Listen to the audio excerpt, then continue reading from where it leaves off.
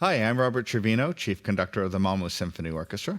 I want to invite you to join me and my good colleague, solo horn player, Johan, in our Canal Scene Conversations, where we discuss this week's program.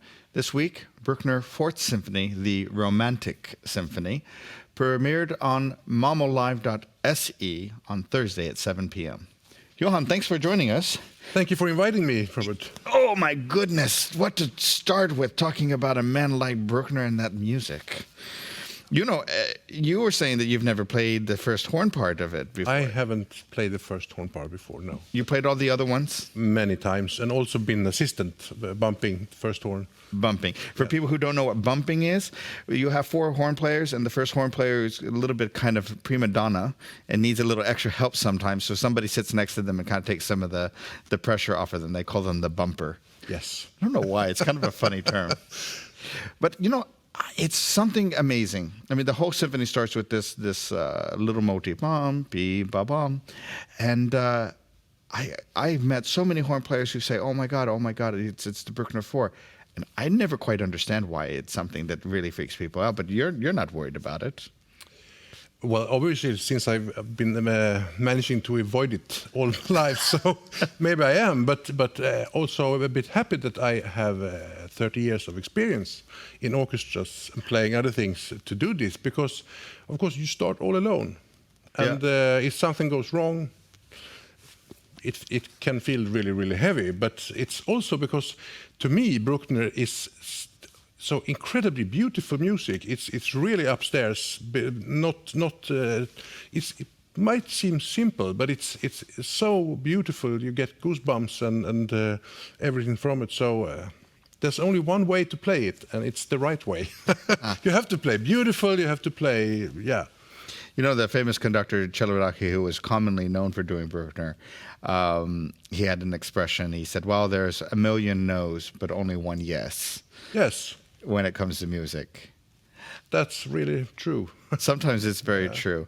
You know, for me, it is a piece of music. I mean, Bruckner always is writing like very two extremes for me personally. I mean, you said it was very upstairs. So, yes, I mean, his religious, spiritual convictions were just enormous. And one feels that in this music, that it is comfortable with the eternity, the idea, the concept of eternity. Exactly, yes. Because I mean, sometimes you're sitting and listening to this music, and it does feel like it is an eternity. Yes. But then there come this other thing, and you have music of the mud, music of the forest, music of the landler, very hearty, beer drinking, simple man, woman, music. people music. Yeah. And I think those two contrasts are really something quite remarkable. Yes. And how you go back and forth is one conductor, Daniel Barenboim, always says that in Bruckner's music, one feels that they are reading a history book of the evolution of Western art music.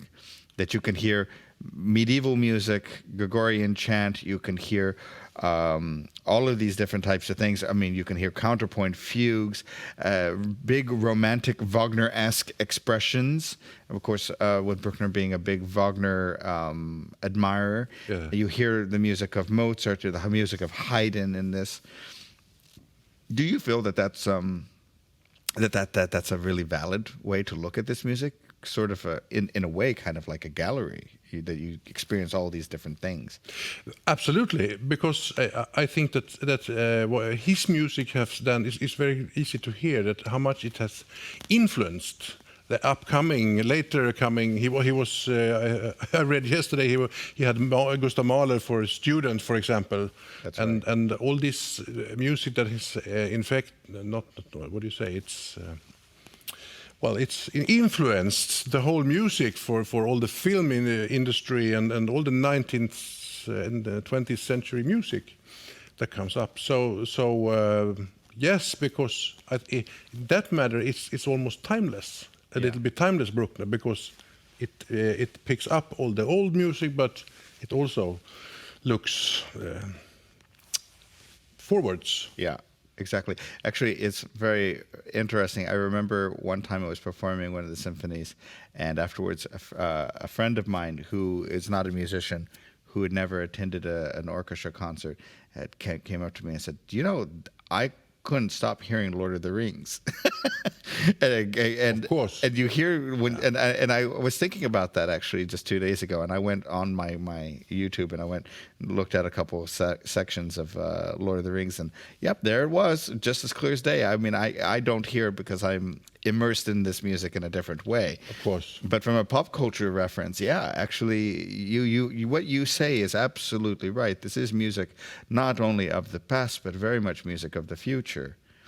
And I think, for me, not only is it music of the future, but it's timeless, because I think when you brought up Mahler, and I think this is a really interesting place to press, because Mahler, people always say, well, his symphonies encompass the entire world, human life experience.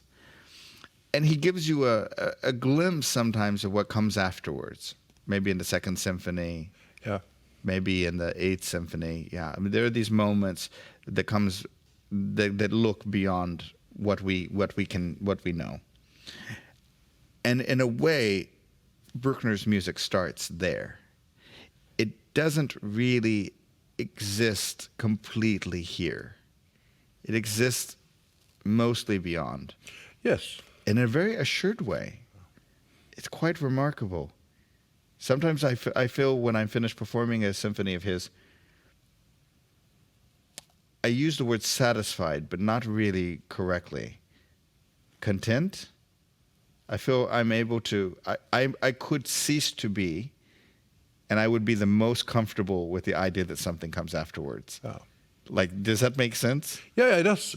Maybe it also comes from, because I mean, he stayed all life in the sacred music, didn't he? Right. Yeah, in St. Florian, he was yes. living in this tiny room, Yeah. the size of, well, this little carpeted area. I mean, I visited the St. Florian, and But you can still hear that his music is looking to go outside of that. But he was, I mean, there was hard criticism and everything pulling him back. He didn't get out of that maybe in his life, and the other composers picked it up a little bit.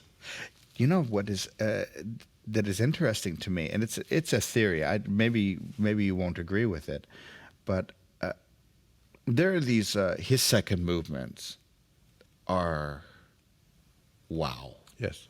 They're just wow.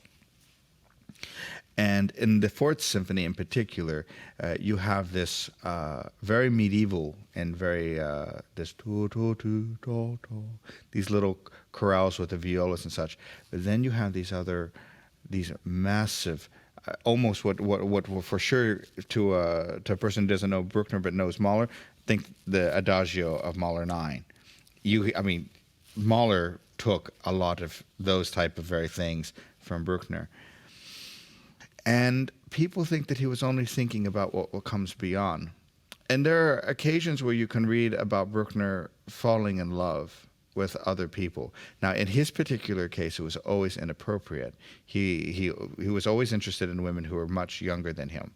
And by modern standards, we would say he's a pervert, or he was, inappropriate at least. But actually, I have a theory, personal theory.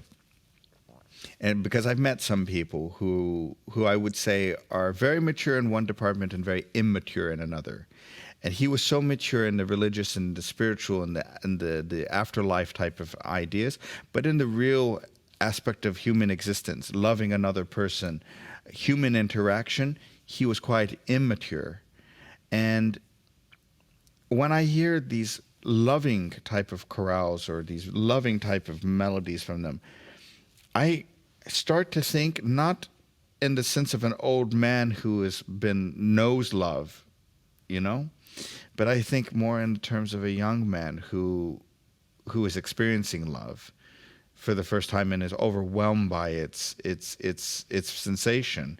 And I think that that's one of the reasons he was always interested in younger people, because that was emotionally on the same level as him in That's that department. where he's, yes.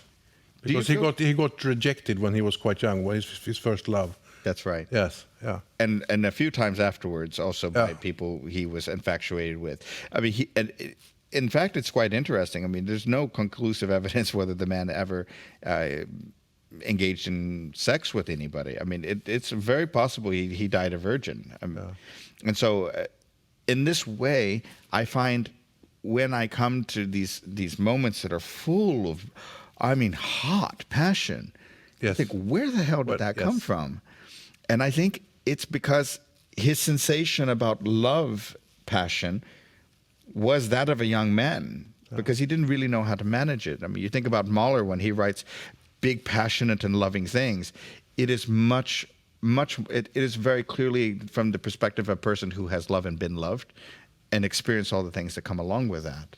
Also that he, I mean, born in the 20s, 18th centuries it's the old world, sort of. There was this big revolutions in the middle of the 850s, and yeah. He must have been. I mean, you have these stories about after a premiere going up on stage to the conductor and shaking his hand and giving him a few coins like a tip at the bar. You know. Okay. You know, I mean, and people laughed about it, but he was. I think in some ways, when I hear his music, I think if you had a child who were capable of understanding the concept of the afterlife and the eternal, and understanding that a thing like romantic love and natural sort of earthy type of sowing the land, if they could understand all of those things, they would write music like him. From a very innocent point of view, in a way. Yeah. I mean, it's kind of astounding for a composer who we think of as like this very old, begrudging. I mean, I think the images of him don't do him justice. This short. No, I saw some real photos, and where he does not look as serious and old and ugly as many people have said. He was not a beautiful man, but he looked completely normal when there's photos. But when he's painted off, he can look quite scary. Are you one of the people who feel that organ is the way that the brass should sound and come across from the orchestra, or do you think that that Bruckner, if he wanted the orchestra to sound like an organ, he would have simply written for the organ, but he really wanted the orchestra? Do you have an opinion about that? Because a lot of people talk about that. They say, oh, the cathedral of the architecture, oh, the sound of the organ that the orchestra produces, because he was an organist himself. Yeah, I think it's depend on the music, of course, and it's fantastic when you have a brass section that really works, that you have the balance and you have everything, but you get a bigger expression if you go sometimes beyond that also, and use this, because I believe that was what he was elaborating with, trying out new instruments. I mean, organs have almost sounded the same for many years, so this was new. This was also the time when we got valves on the horns. Before there were hand horns, you could start to play more melodies in instruments. And during his time, the valve horn and the natural horn. The natural horn just gives a couple of basic notes. Natural notes, yes, and the rest on the horn you can rule it with your hand and play some more notes, but it changes the sounds a lot. Yeah, a lot. Yes, and it gets a little squawky, and you get all these really ugly other things. Yeah, and it gets also very soft. But now on this monster, now you can hit every note known to man. Yes. And they have more or less the same color from top to bottom. That's what we try for. What makers try to make out of them also, yes. Do you find, people talk about in things like Bach, for example, that we have to transcribe his music in the modern instrument. Whether it's he wrote it for a harpsichord, and now you want to play it on the piano, it's just a very different instrument. Bruckner's orchestra was very different than the modern orchestra now. Yeah, it was small orchestras he performed his symphonies with, or? That's right. Much smaller, yeah. Yeah, they were very different. And the instruments were much tone softer. That's right. Also, yeah. Yeah, you think about these big Berlin Philharmonic type of recordings. Yeah. it's very unlikely he ever heard anything resembling that. And these huge concert halls that Yeah. often are quite dry also.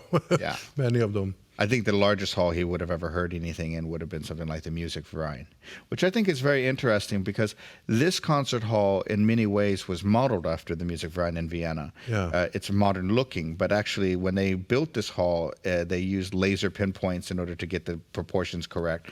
And to tell you the truth, I remember when I first came here, I did Mahler 7 with the orchestra, and then I went to Vienna maybe a month later and did Mahler 7 there in the Musikverein, and I was quite surprised at how similar the sounds were. The Okay. reverb, the sensation of sound. The only difference between this hall and that one is that in this one, if you go as strong as you want, it doesn't start rattling the sound, and the Musikverein will do that. There's a limit to how loud you can play in there before it starts getting cacophonous. And I think that this is a beautiful concert hall to do Bruckner.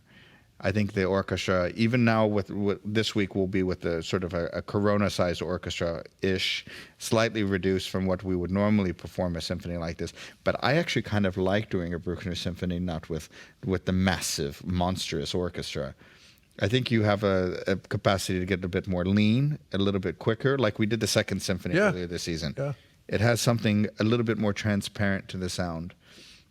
Greater variety, I think. This is as a musician, as a horn player, I feel this is a playing friendly hall. Yeah. There can be halls that sounds great, but it makes you tired, or it makes hard, or you have to compensate for distances or something. This hall is really, really great to play in. And when a hall is great to play in, it's great to play Bruckner.